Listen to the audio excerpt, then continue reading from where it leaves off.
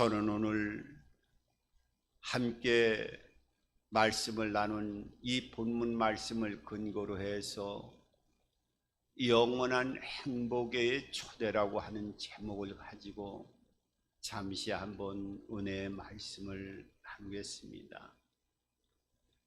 벌써 2024년도의 시작이 엊그제 같은데 이제 마지막 달력의 한 장을 남겨놓고 시작되어지는 이 12월의 첫 주일에 이렇게 우리가 하나님의 말씀 가운데 서게 되었습니다. 얼마나 시간이 빨리 흘러가는지 지나갈 때는 잘 모르는 것 같은데 지나와서 보면 왜 이렇게 시간이 마치 날아가는 것처럼 빠르게 시간이 흘러왔는 것인가 하는 것을 뒤돌아볼 때 또 많은 것들을 다시 한번 생각해 보게 됩니다. 우리가 한 해 저물어가는 이 1월부터 12월에 그 12달의 마지막 12월이 반드시 돌아오는 것처럼 우리의 인생길에도 봄, 여름, 가을, 겨울이 있듯이 우리가 어렸을 때 유아기를 지나서 또 청년기를 지나서 중년을 지나 이 노년기가 또한 이르게 되어지고 우리의 인생의 마지막 12월이 다가오게 되어지는 것은 부정할 수가 없게 되어지고 또 이 12월이 다가온 그 모든 인생길을 뒤돌아보면서 또 하나님과의 관계를 뒤돌아보는 많은 사람들이 있음을 다시 한번 여러 가지 의미 안에서 생각해 보고 또 한 해를 마무리하는 이 12월 달에 하나님의 은혜와 평안과 또 예비된 많은 은혜와 은총을 발견할 수 있는 그런 은혜가 여러분들의 삶 가운데 충만하게 나타나게 되기를 주님의 이름으로 축원합니다.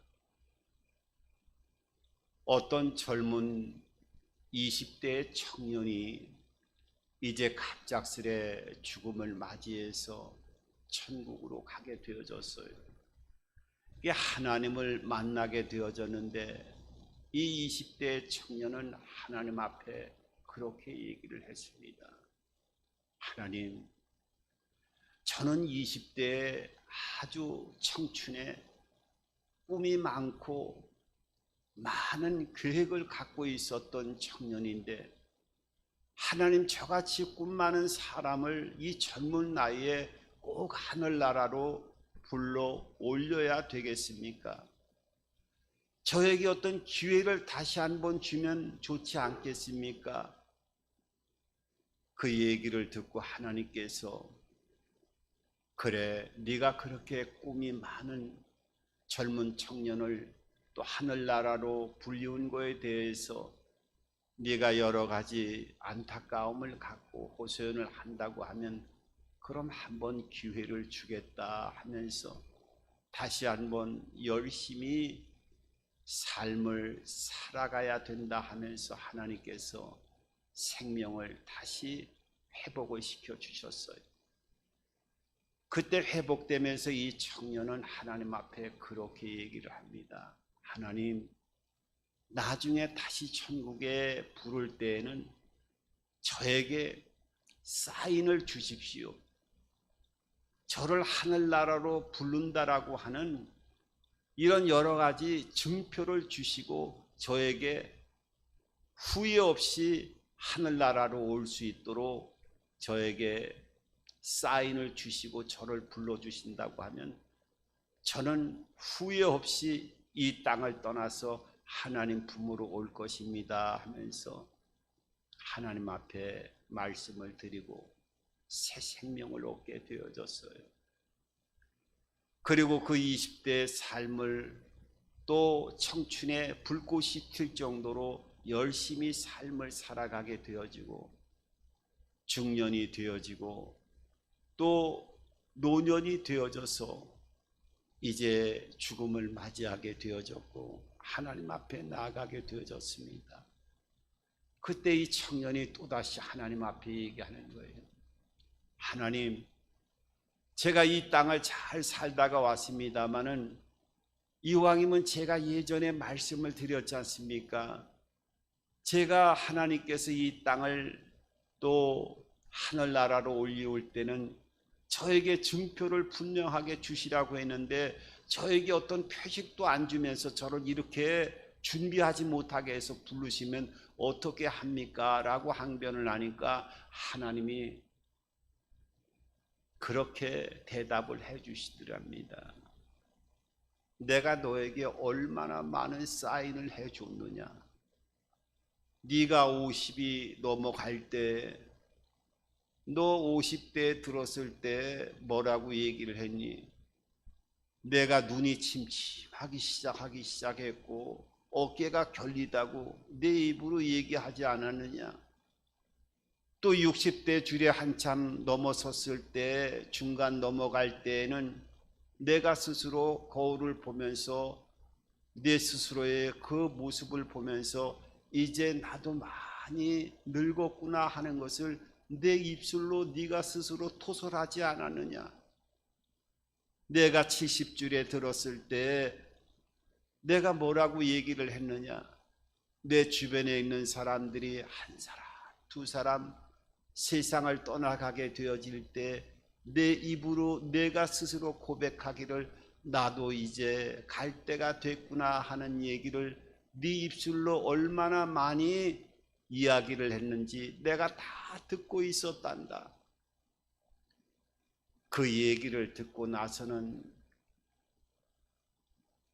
아무 말도 하지 못했다고 합니다. 여러분, 제가 왜 이런 말씀을 드리느냐 하면은 우리는 언젠가는 하나님 품으로 다 나아가게 되어졌습니다. 이 모양 저 모양으로 이 세상을 살고 또 여러 가지 또 많은 인생의 길을 걸어가는 가운데 그 죽음의 길을 통과할 때 여러 가지 그 마음속에 아마 인생을 살아가면서 의미 있게 삶을 살아왔던 또 의미가 없는 삶을 살아왔던 어떠한 인생길을 살아왔든지 간에 다 이유가 있을 터인데 우리는 먼 훗날 하나님 앞에 갈 때 하나님 앞에 후회 없는 삶을 살아가고 믿음의 길을 걸어가고 또 축복의 길을 걸어가고 생명의 길을 걸어가고 하나님 앞에 나아갈 수 있는 그런 후회 없는 인생의 길을 마무리할 수 있는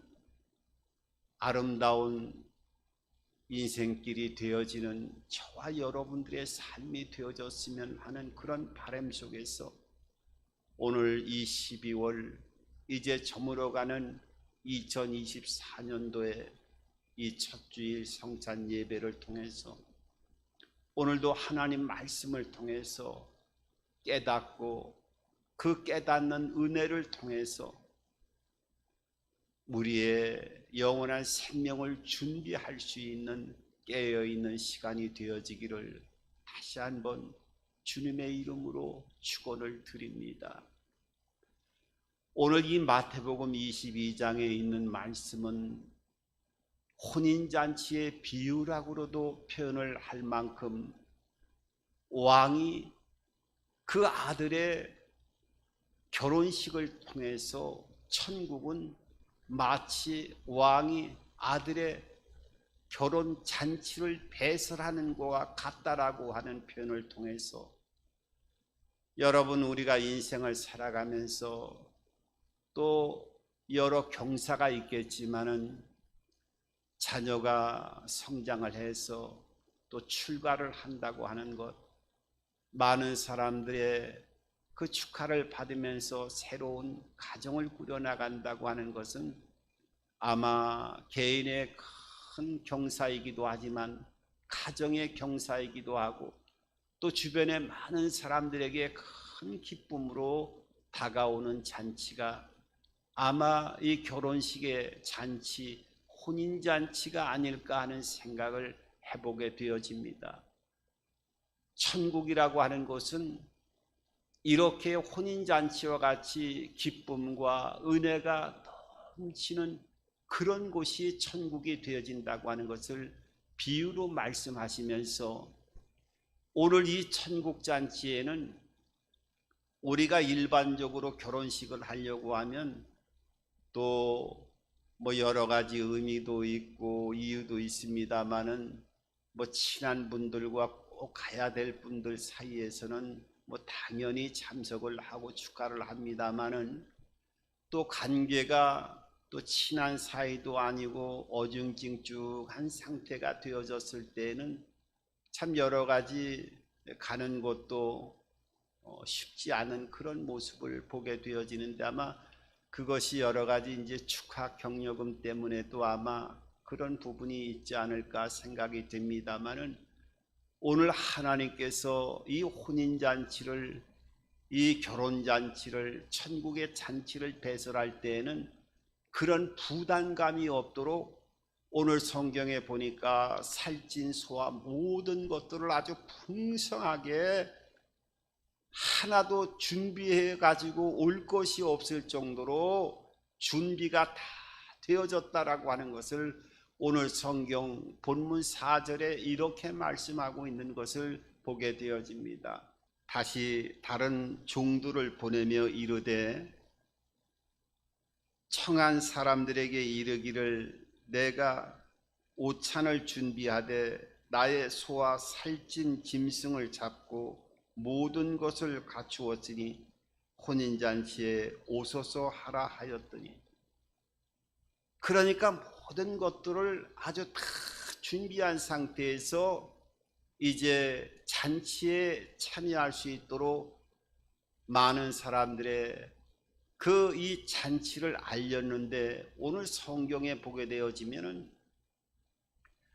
이렇게 잔치에 참여할 수 있도록 모든 게 준비되어져 있고 초청을 했으면은 당연히 가야 되는 것이 당연함에도 불구하고 오늘 성경은 사람들이 그 초청에 응하지 않는 희한한 모습을 오늘 성경은 보여주고 있어요. 왜 그랬을까요? 그 이유도 오늘 5절과 6절과 7절에 있는 말씀을 통해서 오늘 하나님 말씀은 오지 않는 그 이유까지도 또 오지 않음으로 인해 가지고 그 진노와 심판이 임하게 되어지는 모습까지도 그대로 오늘 하나님의 말씀을 통해서 말씀하고 있어요. 오늘 5절과 6절과 7절에 있는 말씀을 보게 되어지면은 이렇게 말씀하고 있지요. 그들이 돌아보지도 않고 한 사람은 자기 밭으로 한 사람은 자기 사업하러 가고 그 남은 자들은 종들을 잡아 모욕하고 죽이되 임금이 노하여 군대를 보내어 그 살인한 자들을 진멸하고 그 동네를 불사르고 이렇게 말씀하고 있어요. 아니 희한한 오늘 천국 잔치를 보게 되어지는데 모든 살찐 소까지도 다 준비해서 잔치에 부족함이 없도록 준비하고 초청을 했는데 초청 받는 사람들이 그 사람들이 청함을 받고도 오늘 오지 않았을 뿐만 아니라 어떻게 해요?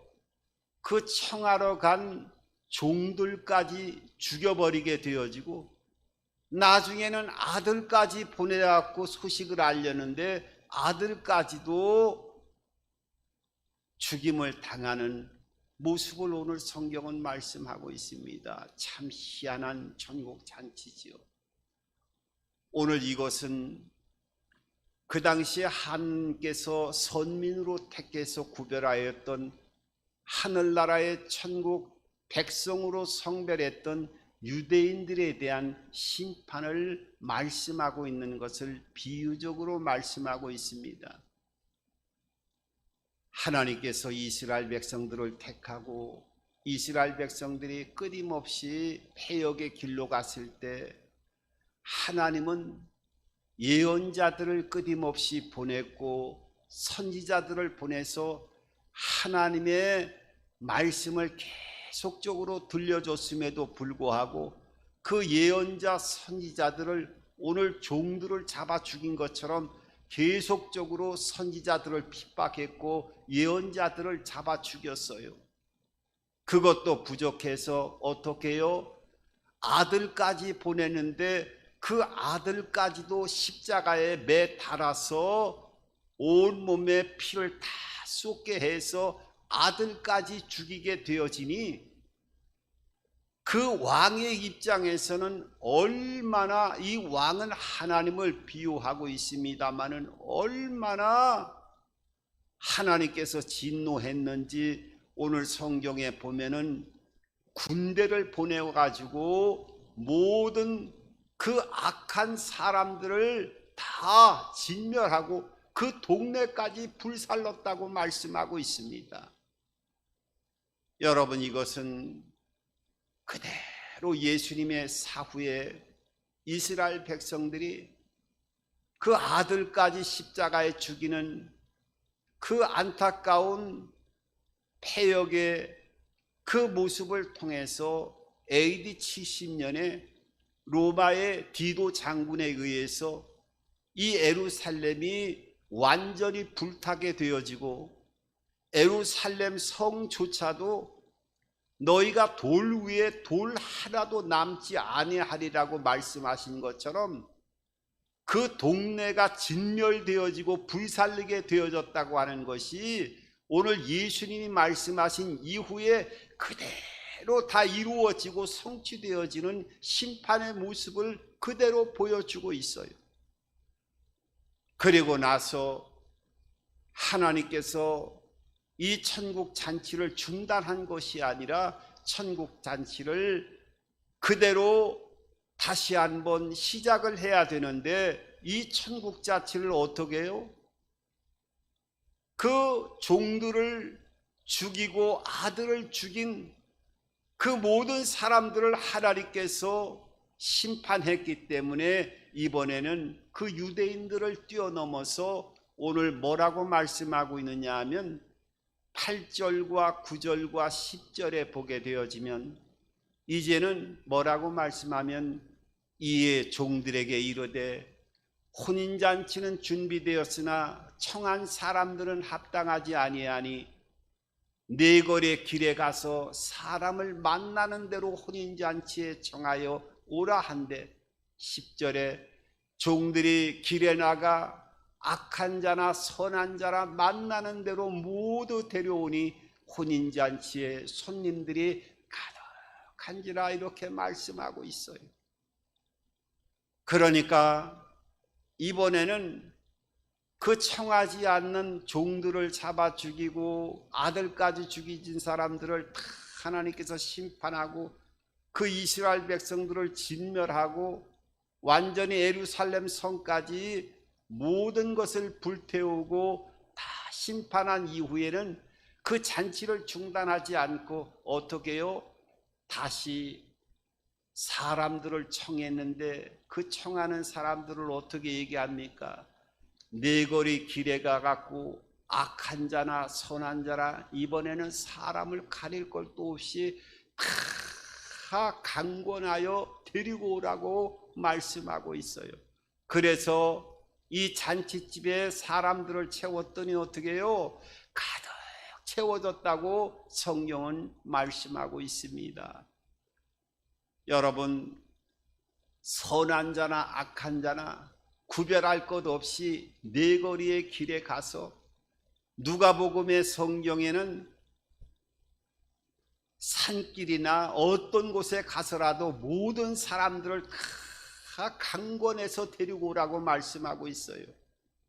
여러분, 이 강권하여 데리고 온다라고 하는 이 말은 이 아랑카손이라고 하는 원문을 보게 되어지면은 영어 성경에는 뭐라고 말씀하느냐 하면은 그 트위스트 암스라고 하는 이 영어 성경에는 팔을 비틀다라고 하는 뜻을 가지고 팔을 비틀어서라도 데리고 오라고 성경은 말씀하고 있어요. 그러니까 악인이나 선인이나 또 노약자나 젊은 사람이나 어떤 사람이라 할지라도 가릴 것이 없이 손을 비틀어서라도 강제라도 데리고 오라고 성경 원문은 그렇게 말씀하고 있어요. 왜 이렇게 팔을 비틀어서라도 강제서라도 데리고 오라고 하나님은 말씀하고 있을까요? 이것은 이 구원의 생명을 살리는 일에는 이 수많은 사람들을 이 악한 영들이 꽉 자기의 백성으로 붙들고 놓아주질 않기 때문에 이 사망의 그물에 갇혀 있는 사람들을 하나님의 나라로 옮기워지기 위해서는 그냥 해서 천국으로 옮기워지는 것이 아니라 사탄 마귀가 움켜쥐고 있는 사람을 그 소나귀에서 빼앗아서 풀어가지고 끌어오기 위해서는 그 마귀의 팔을 비틀어서라도 사람을 데리고 강제로라도 데리고 나와야 천국잔치에 참여할 수 있다라고 하는 것을 말씀하고 있는 것을 발견하게 되어집니다. 여러분, 그래서 전도라고 하는 것은 이것은 그냥 하나님의 말씀을 전하는 정도에 그치는 것이 아니라 사탄의 완전에 사로잡혀 있는 묶여 있는 상태에서 생명으로 옮기워지는 일을 감당하는 것이 전도이기 때문에 이것은 단순하게 이익이 정도로 그치는 것이 아니라 복음을 전하는 것으로 끝나는 것이 아니라 강제성을 가지고 팔을 비틀어서라도 마귀의 소나귀에서 끄집어내기 위해서 강제적으로 해야 된다라고 하는 것을 이 전도의 당위성을 오늘 이 혼인잔치를 통해서 말씀하고 있는 것처럼 얼마나 엄중하게 말씀하고 있는 것을 보게 되어집니다. 그래서 고린도전서 19장 6절 이하에 보면은 사도 바울이 뭐라고 말씀하고 있느냐 하면 내가 복음을 전하는 일에는 이것은 자랑할 것이 아니라 부득불할 일이라고 표현하고 있어요. 그렇지 않으면 내가 화를 입게 되어진다라고 하는데 이 부득불한다라고 하는 것은 강제적으로 전도를 한다라고 하는 것을 표현하고 있는 거예요. 그러니까 우리가 전도를 한다라고 하는 이 전도한다라고 하는 의미를 우리가 단순히 복음을 전하고 전하는 정도가 아니라 팔을 비틀어 가지고 묶여 있던 자를 강제로 끄집어 가지고 하나님의 성전에 채워야 된다라고 하는 이 강제성이 당연하게 이루어지고 당연하게 포함되어진다라고 하는 것을 우리들에게 이 전도의 진정한 의미와 중요성을 말씀하고 있는 것을 보게 되어집니다. 그래서 잔치집에 다 악인까지 선인 할 것 없이 악한 자들도 오늘 성경 누구나 누구를 막론하고 다 성전으로 데리고 오라고 했는데 초청을 했는데 그 중에 오늘 특별하게 예복을 입지 않은 한 사람을 발견하게 되어져요. 참 희한하지요. 오늘 11절에 보면은 성경은 이렇게 말씀하고 있습니다. 임금이 손님들을 보러 들어올새 거기서 예복을 입지 않은 한 사람을 보고 12절에 보면 이르되 친구여 어찌하여 예복을 입지 않고 여기 들어왔느냐 하니 그가 아무 말도 못하거늘 13절에 보면 임금이 사환에게 말하되 그 손발을 묶어 바깥 어두운 데 내던지라 거기서 슬피 울며 이를 갈게 되리라 하니라. 참 희한하지요. 아니 초청을 해서 또 새롭게 다 잔치집에 왔는데 그 중에 특별히 예복을 입지 않는 사람을 발견하고 그 예복을 왜 입지 않았느냐 하면서 반문하면서 아무 말도 하지 못하니까 바깥에 어두운 데로 내어 던지는 모습을 통해서 이를 갈며 슬피하는 이런 안타까운 모습을, 예복을 입지 않는 한 사람을 바깥 어두운 데로 내어 쫓는 모습을 보게 되어져요.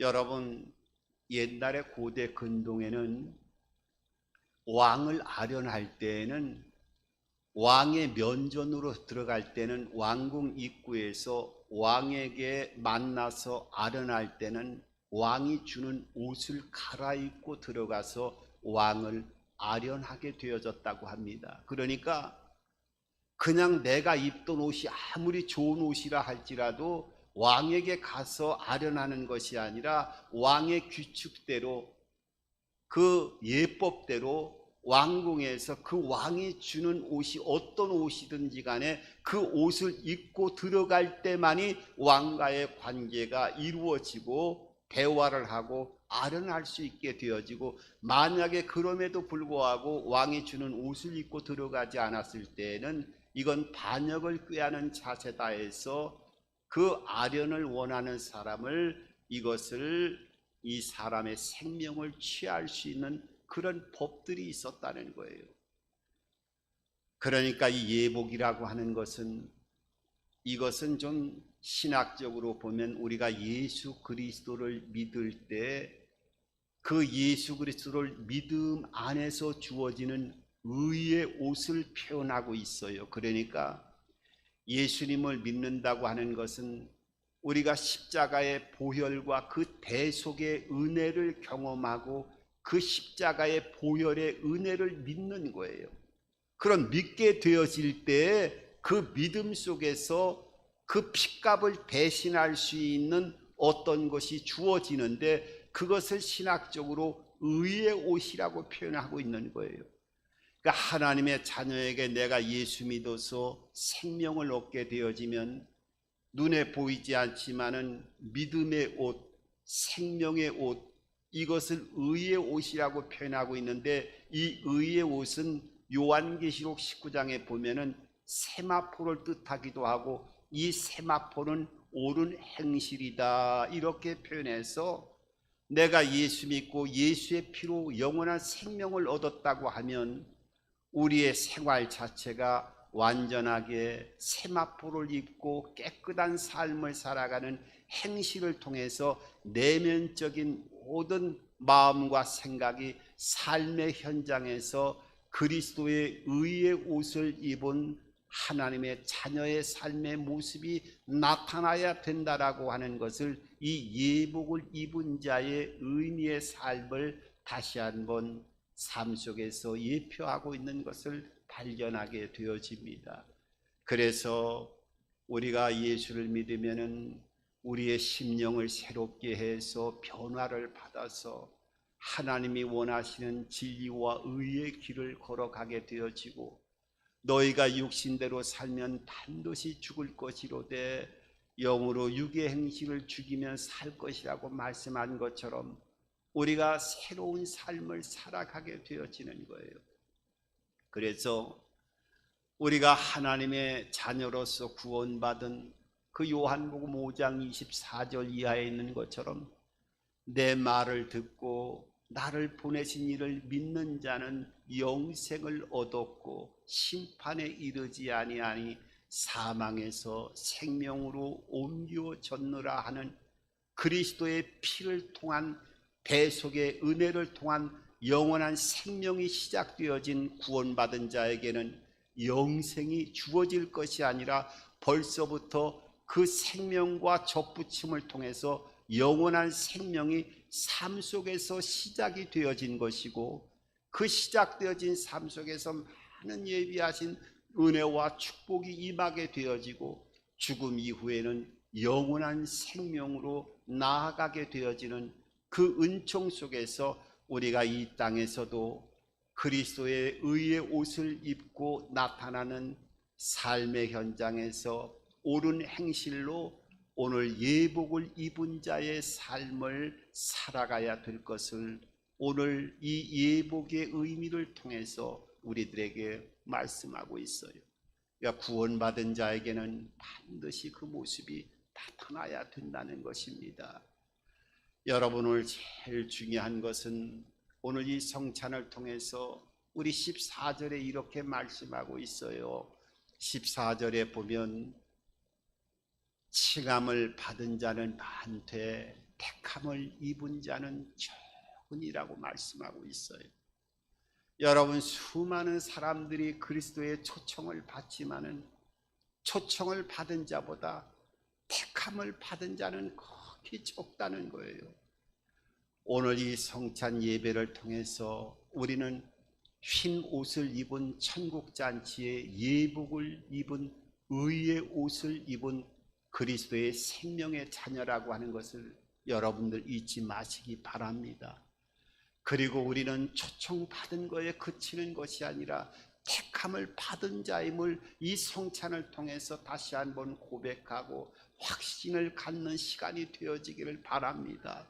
그 은혜 안에서 영혼이 잘되고 범사가 잘되고 강건케 되어지는 삼중 축복이 우리의 삶 속에 이 땅에서 지금부터 시작이 되어지고 그 역사가 충만하게 예비되어져 있고 그 영광이 우리의 삶 속에서 반드시 드러나고 또한 열매와 결실로 모든 영역을 복되게 해주시고 죽음 이후에 영원한 생명으로 영생으로 우리를 함께 하시는 하나님의 은혜 안에서 이 성찬이 이루어짐을 다시 한번 믿음으로 받아들이고 이 성찬을 통해서 다시 한번 영원한 생명이 나에게 주어졌음을 영의 눈을 떠서 바라보고 체험하고 그 영광을 받아 누려나갈 수 있는 저와 여러분의 삶이 되어지기를 주님의 이름으로 축원합니다.